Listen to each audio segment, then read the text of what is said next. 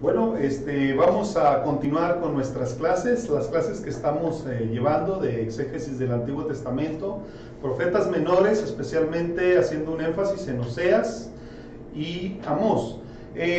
Bueno, ya hemos estado viendo algunas cosas, pero hoy nos compete ver lo que es la teología de los profetas menores. Esa es nuestra clase, la teología de los profetas menores. Vamos a ir viendo cada uno de ellos, y el primero que vamos a ver es al profeta Abdías, ¿sí? Vamos a ver al profeta Abdías. ¿Qué podemos decir a grandes rasgos sobre el profeta Abdías? Bueno, su nombre significa siervo de Jehová. Ahora, me llama mucho la atención que es el libro más corto del Antiguo Testamento. Es precisamente, posee un capítulo, solamente un capítulo, son 21 versículos los que tiene, pero en ese tan pequeño mensaje que tiene, Abdías hace un llamado al pueblo y toca 3 puntos muy importantes. Uno, el juicio de Dios sobre Edom, y ahí abarca del versículo 1 al versículo 14. El punto número 2 es el juicio de Dios sobre todas las naciones, y ahí son versículos 15 y versículo 16. Abdías termina de una manera tan preciosa hablando sobre la restauración que Dios va a dar a su pueblo Israel. Y ahí lo vemos en los versículos 17 al 21. 17 al 21. Son solamente 21 versículos, pero con un mensaje precioso y maravilloso sobre juicio y restauración a su pueblo. Muy bien, vamos a ver algunos puntos teológicos que está manejando el profeta Abdías, y el primero de ellos, el primer punto teológico, habla sobre el odio de Edom. El odio de Edom. El odio de Edom. Indudablemente, bueno, este odio es expresado fuertemente entre sus progenitores nacionales, aún desde antes que ellos nacieran. Podemos citar, por ejemplo, Génesis capítulo 25, versículo 22 y 23. Y ahí vemos acerca de esto. Por otro lado, este odio es expresado en el Antiguo Testamento por la palabra de que los edomitas, los hebreos, habían de aborrecer y prohibir su entrada en la asamblea al pueblo de Dios. Ahí vemos en Deuteronomio 23, 7 y 8. Ahora, cuando vamos a la Biblia, en Números capítulo 20, 18, se ve la causa del antagonismo entre estos dos pueblos. Edom le negó a Israel que pasara por su territorio, y cuando éste tenía necesidad durante su éxodo, pues no fue posible. La verdad es, los edomitas dijeron, ¿sabes qué? Por aquí no pasa. Ahora, un camino que iba a ser tan corto, podrían haberse ido por ese lugar de los edomitas, pero habían varias razones. Primero, no les permiten el paso. Israel, por otro lado, no estaba preparado como pueblo guerrero para enfrentarlos. Así que que toman el otro camino, donde su tope era precisamente con el mar. Ahora, ahí vemos cómo es que se da el milagro, se abre el mar rojo, está en dos, y bueno, yo creo que Dios tenía propósitos en todo esto, pero es solamente para que nosotros conozcamos un poquito sobre el por qué Edom le negó el paso a Israel por su territorio. Edom, de una manera agresiva, le dice simplemente no, por aquí no pasa. Por otro lado, cuando llegaron los siglos de la monarquía, podemos ver cómo Saúl, primer rey de Israel, guerreó contra los edomitas. Es hasta que sube David al reino que conquista a los edomitas. Y esta lucha continuó hasta que Jerusalén fue destruida por los babilonios, y seguramente los edomitas se burlaron sobre la humillación que estaba pasando el pueblo de Israel. Se puede explicar el odio que sentían los judíos hacia Herodes en los tiempos de Jesús. ¿Por qué? ¿Por qué sentían ese rechazo o ese odio que tenían sobre Herodes en ese tiempo? Porque sencillamente podemos ver que Herodes era un rey edomita. Era de Edom. Entonces dice que era un rey idumeo, edomita. Entonces podemos comprender cómo es que los judíos no querían a Herodes. Fue impuesto. Así que, bueno, Abdías habla sobre este tema, el odio de Edom. Otro de los temas que maneja Abdías, ¿sí? Podemos decir lo que es el segundo tema, es el día de Jehová. ¿Sí? El día de Jehová.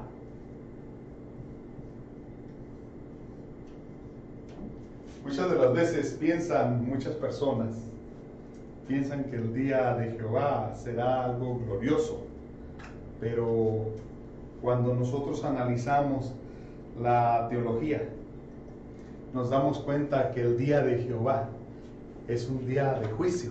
Incluso muchos de los profetas lo mencionan como un día de horror, de temblor. Así que Abdías está manejando el día de Jehová y se ve primeramente como un día de juicio contra Edom, pero también se ve como un día de juicio contra todas las naciones. Y podemos ver cómo se ve la divina intervención de Dios en los asuntos humanos. Se puede observar la seguridad del justo juicio de Dios, retribuyendo al hombre de acuerdo a su comportamiento, bendiciones para los fieles, juicio para los infieles. Esto se trata precisamente de lo que es el día de Jehová: juicio y bendición, recompensas y castigo. De eso se trata. Ahora, escatológicamente se puede ver que inmediatamente después de este juicio será el establecimiento del reino mesiánico. Entonces, algo que podemos hablar sobre el día de Jehová es precisamente sobre el juicio.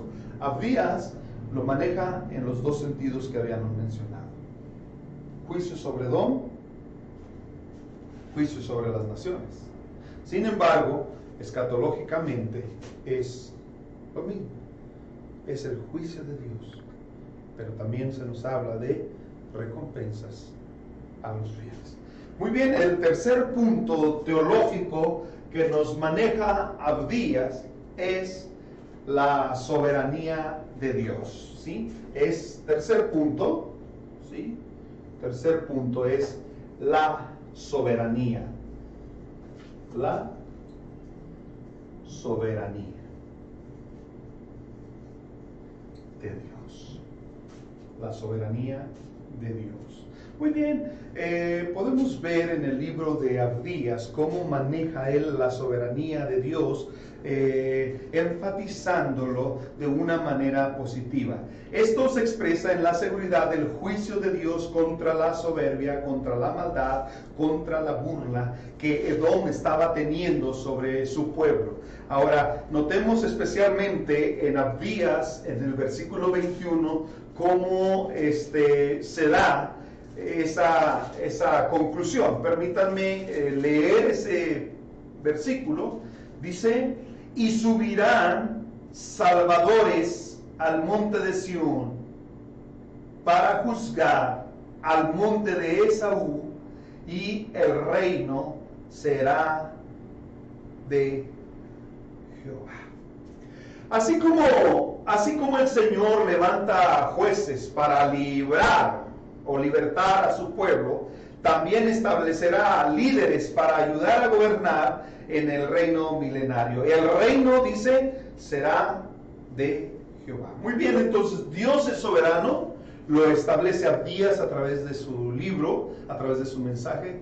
Dios es soberano y va a retribuir toda burla, todo señalamiento, todo daño que las naciones hacen contra su pueblo. El Señor, como soberano, Él saldrá adelante y Él va a traer a juicio a la soberbia, la maldad, la burla de Edom. Muy bien, entonces este es el primer libro, Abdías. Estos son los tres temas que él está manejando: el odio de Edom, el día de Jehová y la soberanía de Dios. En tan solamente 21 versículos, Abdías da un mensaje especial. Este es el mensaje de Abdías, el juicio de Dios sobre Edom. Más que nada es eso. Entonces, bueno, en cuanto a Abdías, es todo. Quiero que pasemos a otro de los profetas menores, si les parece bien. Vamos al libro de Joel, por favor. Vamos al libro de Joel.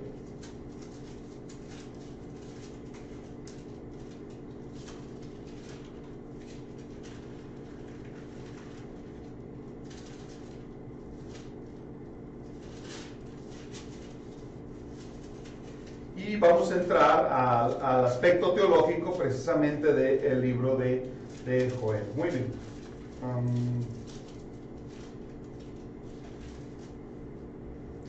Muy bien, vamos a ver dos cosas muy importantes en el libro de Joel. Las versiones de la Septuaginta griega y la Vulgata latina siguen en lo que es el texto masorético hebreo. Entonces, Joel, podemos decir que significa Jehová es Dios. Joel, su nombre significa Jehová es Dios. Jehová es Dios. Muy bien, hay dos puntos muy importantes que está manejando el libro de Joel. Número uno, vamos a entrar a estos puntos teológicos. La frase clave de Joel es el día de Jehová. Vamos a el día de Jehová. Es el primer aspecto que toca Joel. Ocurre 5 veces en los 3 capítulos de su breve profecía. La primera vez donde menciona Joel sobre el día de Jehová es en el capítulo 1, versículo 15. Capítulo 1, versículo 15. El segundo es en el capítulo 2, versículo 1. Y luego después, en ese mismo capítulo, pero en el versículo 11, vuelve a mencionar el día de Jehová. Y en el capítulo 3, versículo 14, vuelve otra vez a hacer mención el profeta sobre el día de Jehová. Ahora, vamos a ver tres cosas sobre el día de Jehová.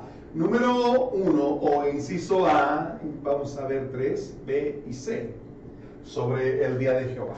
El primero es que será un día de juicio. Día de juicio.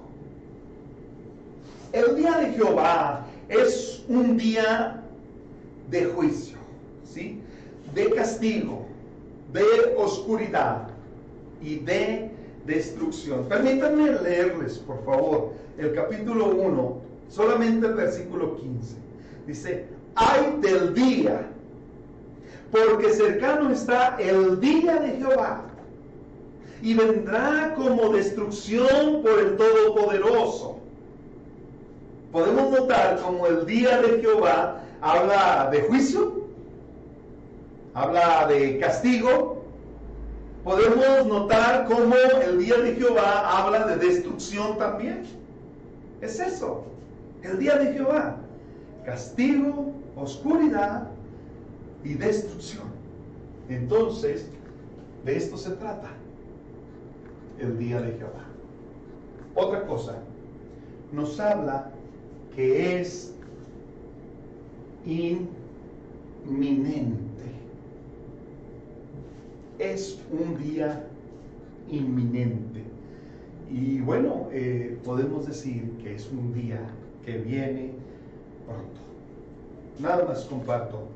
Dice, toca trompeta en Sión, capítulo 2, verso 1, y da alarma en mi santo monte. Tiemblen todos los moradores de la tierra, porque viene el día de Jehová. Y dice, porque cercano está. Porque cercano está. Nos habla de la inminencia del día. Viene pronto. Es un mensaje para su propia generación. Es un mensaje para su propia generación. Sin embargo, el día de Jehová es un mensaje también para las futuras generaciones. Este juicio afectará tanto a todas las naciones como al propio pueblo de Dios. El día de Jehová caerá sobre las naciones, sí. Vendrá sobre su propio pueblo, sí. Dios siempre guardará y restaurará a su pueblo. Entonces podemos decir que es un día inminente, pero también en el inciso C podemos decir que es un día de culminación. Culminación final. De culminación final. Dios es en su soberanía quien en su día Él tomará las riendas del acontecer humano. Él va a tomar las riendas del acontecer humano y soberanamente Él va a establecer su reino. Sujetará a todos sus enemigos. Él es quien tomará el control de toda la humanidad. Esto es lo que podemos ver un poquito sobre el libro de Joel. Eso es el día de Jehová. El punto principal es el día de Jehová. Ahora, el otro punto, vamos a ver, número 2, ¿sí? Nos habla acerca de la restauración del pueblo, ¿sí? Restauración.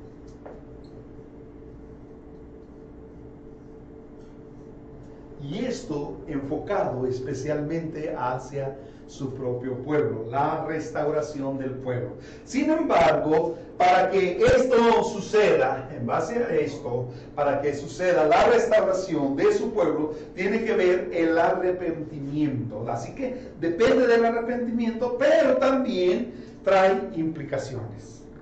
Y cuando hablamos de las implicaciones, estamos hablando de las promesas que Dios hace, que Dios da sobre su pueblo. Entonces, implica promesas. Ahora, vamos a ver 3 cosas aquí, igual, inciso A, inciso B e inciso C. 3 cosas sobre la restauración. Primero, inciso A. En su llamado al arrepentimiento, Joel invita al pueblo a buscar la misericordia del Señor. Si el pueblo hace su parte, entonces es Dios quien va a cumplir su parte.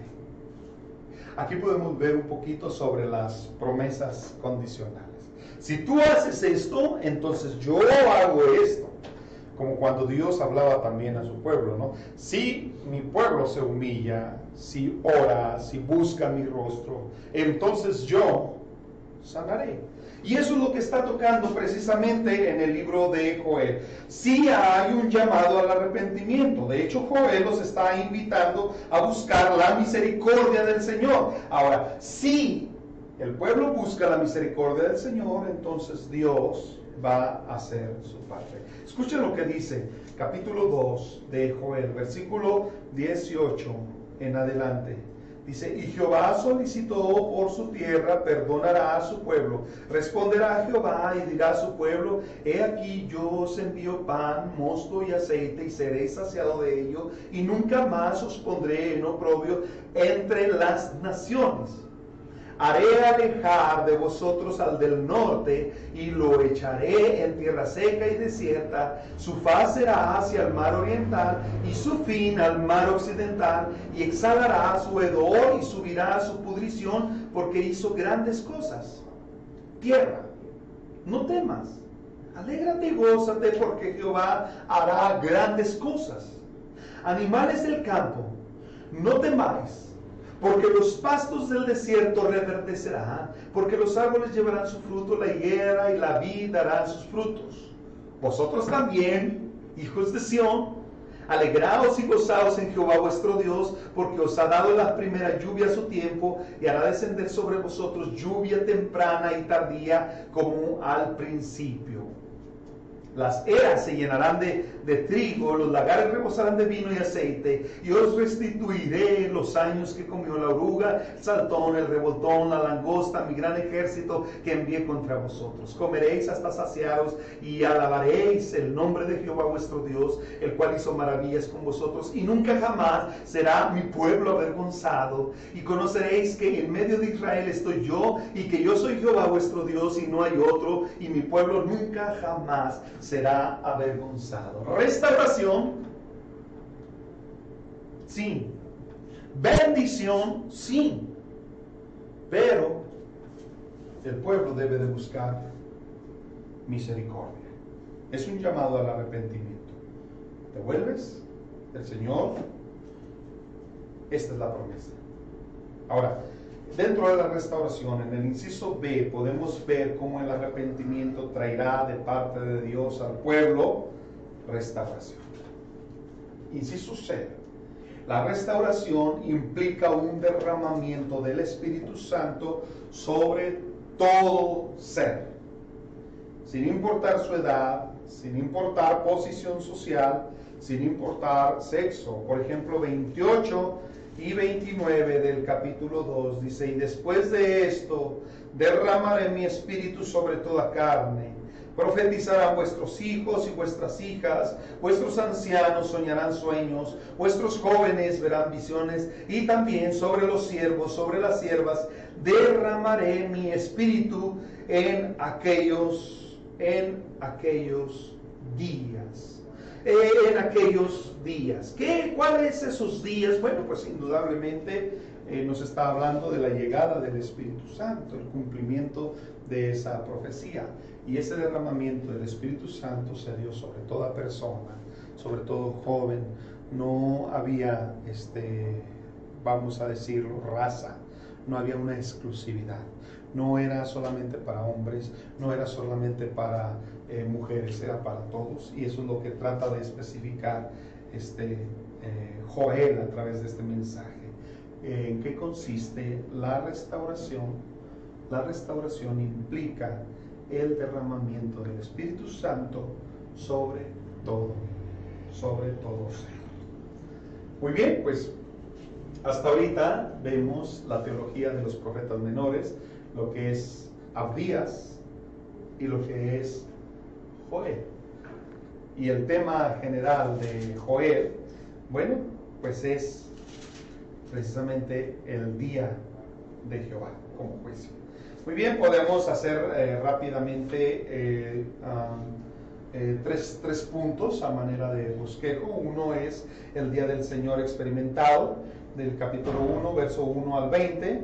Podemos ver el día del Señor ilustrado, en una transición, en el capítulo 2, 1 al 17. Y el día del Señor descrito, escatológico, 2, 18 hasta el 3, 21. Muy bien, pues hasta aquí tenemos dos libros, Abdías, Joel. ¿Sí? Muy bien, vamos a continuar, si nos permiten, vamos a continuar y vamos a ver tercer libro, ¿sí? Vamos a ver tercer libro y vamos a ver sobre Jonás.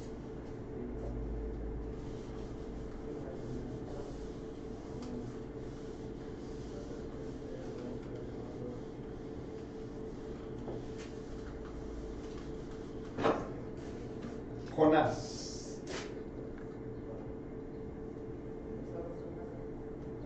Ahí vamos a ir a la Biblia, por favor, les invitamos, abran su Biblia ahí en Jonás.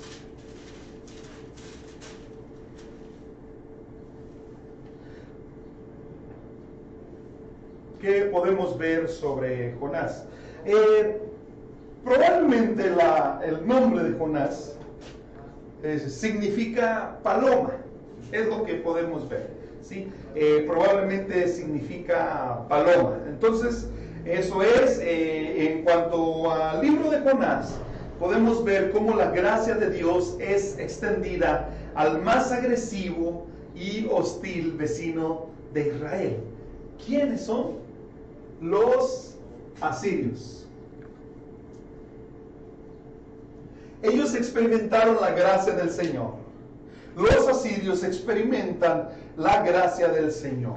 Ahora, este era un vecino hostil, agresivo sobre el pueblo de Israel. Los asirios. Sorprendentemente, podemos ver cómo también Dios tenía un propósito en su corazón hacia su pueblo. Hacerles ver que aún ese pueblo, por decirlo, pagano, alejado de Dios, fue más responsable al mensaje que Dios estaba dando que aún su propio pueblo.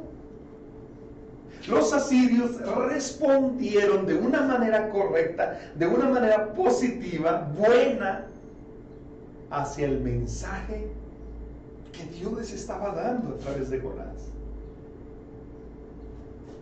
Vamos a decirlo, que fue una cachetada con guante blanco. Vamos a expresarlo así, en el sentido de que le quiso enseñar a su propio pueblo cómo las otras naciones paganas respondían de una mejor manera positiva a los profetas del Señor. Fueron responsables al mensaje de Dios que Israel mismo. Ahora, ¿qué podemos decir sobre Jonás? Jonás era un profeta patriótico, un profeta celoso de su nación.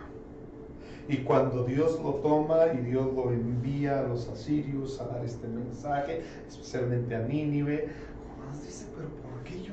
O sea, no, ellos no merecen tu gracia, no merecen tu misericordia, no merecen tus favores, es más, no merecen tu perdón. Al contrario, Jonás esperaba juicio, esperaba castigo sobre todos ellos. Pero bueno, podemos ver cómo Dios le está enseñando al mismo profeta y a su mismo pueblo cómo una nación responde de una manera positiva al mensaje del Señor. Una nación, no de su pueblo. Jonás estuvo muy a gusto profetizando acerca de la expansión de las fronteras de Jeroboam II, pero anunciar juicio a Nínive, dándoles oportunidad para el arrepentimiento y así cambiando el juicio de Dios, pues esto causó aversión al profeta. Ahora sabemos por qué Jonás huyó de su responsabilidad profética. Porque Jonás, como un patriótico, como celoso de su nación, decía, no quiero una oportunidad, que no haya ningún tipo de oportunidad de arrepentimiento para Nínive. Entonces, la teología del libro da vueltas alrededor de la extensión de la gracia de Dios a los gentiles. Ese es un mensaje precioso, es un mensaje bonito de veras en cómo la gracia del Señor se extiende y está a disposición de todas las naciones, incluso aún antes del Nuevo Testamento. Aún en el Antiguo Testamento, las naciones paganas, las naciones gentiles, tenían la oportunidad de experimentar la gracia del Señor. Esto es otra ampliación de Génesis capítulo 12, versículo 3. Me llama la atención cómo el llamado de Dios hacia Abraham, cuando Él le dice, ven, sal de tu tierra, de tu parentela, la tierra, y luego le dice, en ti serán benditas todas las naciones de la tierra. Creo que al pueblo de Israel se le había olvidado el propósito, la misión por la cual había sido llamado Abraham.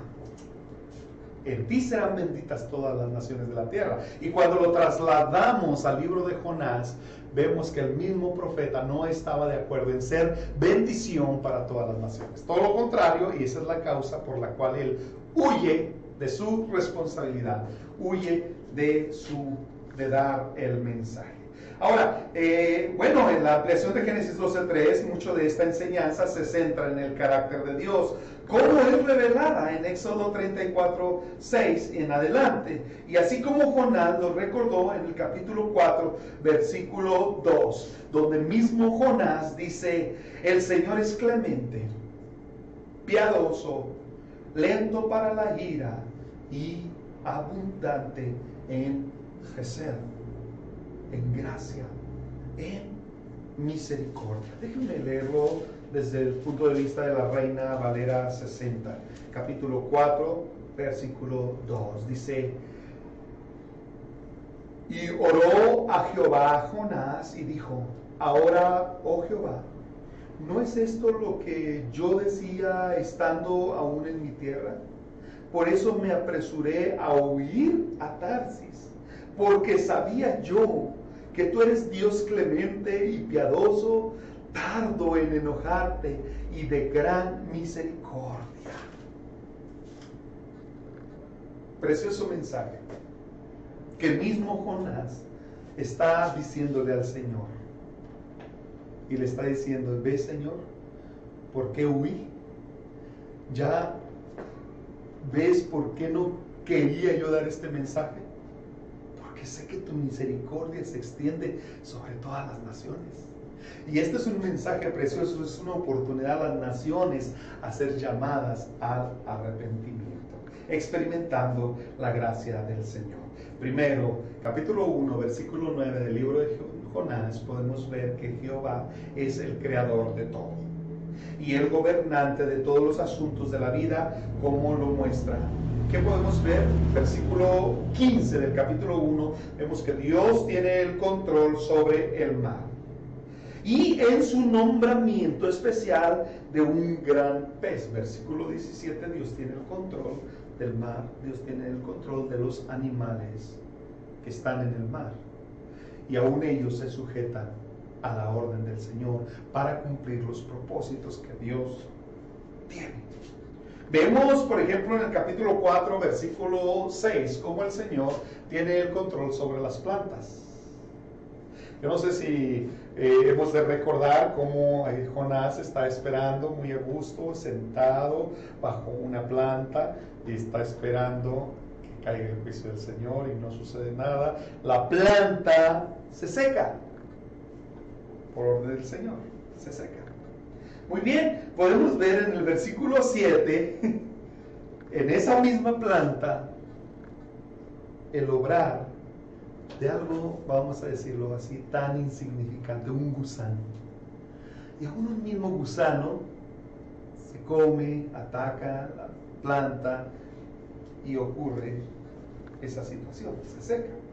En el versículo 8 del capítulo 4 vemos un fuerte viento oriental, que podemos ver, y en todos estos detalles, que el poder de Dios no tiene límite ante nada.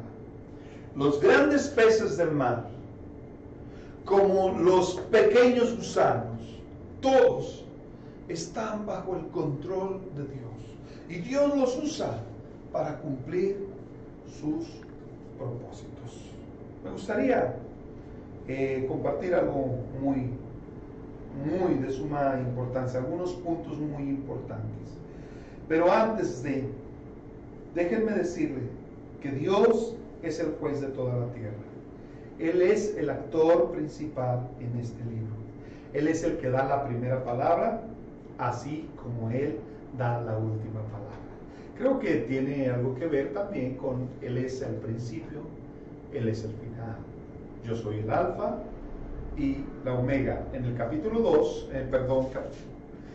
1, versículo 2, el Señor inicia dándole una misión al profeta: levántate y ve a Nínive, aquella gran ciudad. Y Él es la última palabra. Capítulo 4, versículo 11. que dice, y no tendré yo piedad de Nínive, aquella gran ciudad donde hay más de 120,000 personas que no saben discernir entre su mano derecha y su mano izquierda, y muchos animales. Y así termina el libro de Jonás, así termina. El Señor inicia abriendo el escenario, Jonás. El Señor termina con estas palabras, cerrando el escenario. Ahora, puntos importantes sobre el libro. Puntos importantes. Número 1, Dios. No podemos hacer a un lado este punto tan importante. Dios. Inciso A. Dios en el libro de Jonás es intensamente personal y como tal está interesado en el bienestar de todos los hombres en cualquier parte. En cualquier parte. Dios es un Dios que se relaciona, que busca relacionarse con las personas, que busca mostrar su gracia, mostrar su misericordia, mostrar sus favores para con todos. Sí, inciso B, inciso A es lo que dijimos, inciso B, Dios es absolutamente justo en sus relaciones con el hombre. Por lo tanto, el pecado no es pasado por alto en los paganos como tampoco en sus siervos. Inciso C. Dios es clemente, misericordioso y piadoso. Nos habla de un amor leal. En el inciso D podemos decir que Dios es todopoderoso, como tal, es Señor de la historia, así como de toda la creación. Y por último, el inciso D, Dios es omnisciente, así como Dios de todo el universo. Entonces, este es uno de los temas muy importantes sobre el libro de Jonás. Y punto número 2, el hombre. El hombre es finito. Y por más que huya, no puede escapar de la presencia del Señor. Me gusta aquí porque hago referencia al Salmo cuando el salmista decía, pues ¿a dónde huiré de tu presencia? ¿A dónde huiré de tu espíritu? Si subiera a los cielos, ahí estás tú. Si pusiere mi morada en tal lugar o en tal, aún allí me guiará tu mano. ¿Por qué? Porque tú eres omnipresente, tú estás en todos lados. Y cuando Jonás, él quiere huir de la presencia del Señor, pues el Señor lo alcanza donde quiera que está. Y aún en las mismas profundidades del mar, hasta ahí llega la mano del Señor. Podemos ver pues la omnipresencia del Señor, la sensibilidad, lo finito, lo pequeño, lo débil que es el hombre. Por otro lado, sobre el hombre, todos los hombres son capaces de recibir y responder al estímulo divino. Todos los hombres. Por un lado, Jonás tuvo que responder. Por otro lado, Nínive se sensibilizó al mensaje del profeta. En el inciso C podemos ver que el verdadero arrepentimiento es un volver del mal a la fe hacia Dios. Catástrofes pueden ser desviadas por causa del arrepentimiento. ¿Hay arrepentimiento? El juicio del Señor se detiene. Entonces, Él dice, voy a enviar sobre Nínive destrucción. No llegó. En ese momento no llegó. Durante el reinado de quien estaba, no llegó. No llegó. ¿Por qué? Porque hubo un arrepentimiento. Ahora, por último, en cuanto al hombre, podemos ver que los valores temporales del hombre pueden estar en fuerte contraste con los valores eternos de Dios. El tercer punto, el segundo fue el hombre. El tercer punto es la profecía. La profecía. La profecía conlleva una condición inherente, sea o no expresada. El elemento condicional depende de la respuesta futura del hombre. Y el cuarto punto de Jonás es la oración. ¿Hay eficacia en la oración? La oración puede mucho. La seria oración del penitente es escuchada, así como aquella que es incitada por la angustia o el temor. Cuando aquella nación oró, cuando aquella nación ayunó, cuando aquella nación hubo un volver hacia el Señor, entonces Dios los escuchó. Este es el tema que podemos ver sobre Jonás. Y podemos ver una serie de 10 milagros en el libro de Jonás. Uno aparece en el capítulo 1, versículo 4. El segundo en el versículo 7. En el tercero, el versículo 15. El cuarto milagro en el verso 17. El quinto milagro en el verso 17. El sexto milagro lo vemos en el capítulo 2, versículo 10. El séptimo milagro lo vemos en el capítulo 3, versículo 10. El octavo milagro en el capítulo 4, versículo 6. El noveno milagro en el capítulo 4, versículo 7. Y concluimos el décimo milagro, capítulo 4, versículo 8. Cómo Dios preparó un viento recio, un viento solar. Ese es el décimo milagro que se menciona en el libro de Jonás. Muy bien, rápidamente un bosquejo. El primer punto sería la voluntad del Señor. ¿Sí? El segundo punto que abarca, del capítulo 1, verso 1 al 17. Capítulo 2, al someterse a la voluntad de Dios. Lo vemos en el capítulo 2. El tercer punto lo vemos en el cumplir la voluntad de Dios. Y el cuarto punto, el cuestionar la voluntad de Dios. Este es el mensaje de teología que el profeta Jonás comparte con cada uno de nosotros. Muy bien, pues muchas gracias. Esta es una de nuestras clases de exégesis del Antiguo Testamento, profetas menores, un énfasis en Oseas y Amós.